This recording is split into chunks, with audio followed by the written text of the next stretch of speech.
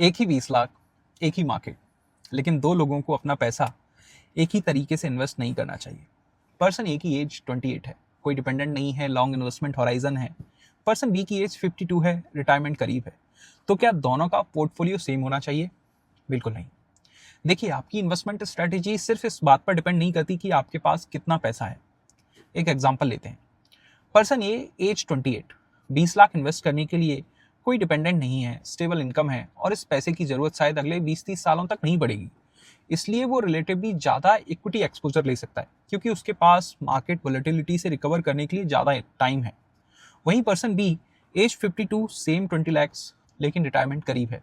अगर रिटायरमेंट से ठीक पहले मार्केट 30% गिर गया तो रिकवरी का इंतजार करने के लिए शायद उतना टाइम नहीं होगा। इसलिए उनके पोर्टफोलियो में कैपिटल प्रिजर्वेशन, लिक्विडिटी और डाउनसाइड रिस्क को मैनेज करना ज़्यादा जरूरी हो सकता है। और यही आता है रिस्क कैपेसिटी।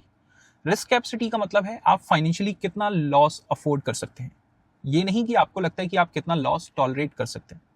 फिर आता है टाइम होराइजन। अगर आपको पैसा 2 साल बाद चाहिए तो आप उसे उसी तरह इन्वेस्ट नहीं कर सकते जैसे उस पैसे को जो आपको 20 साल बाद चाहिए। और आखिर में आता है आपका फाइनेंशियल गोल।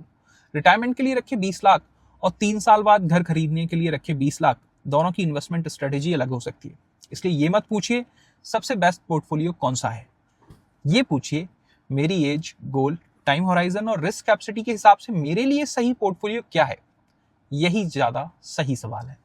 और ऐसे ही सिंपल और प्रैक्टिकल पर्सनल फाइनेंस बातें समझने के लिए मुझे फॉलो कर लीजिए। Thank you.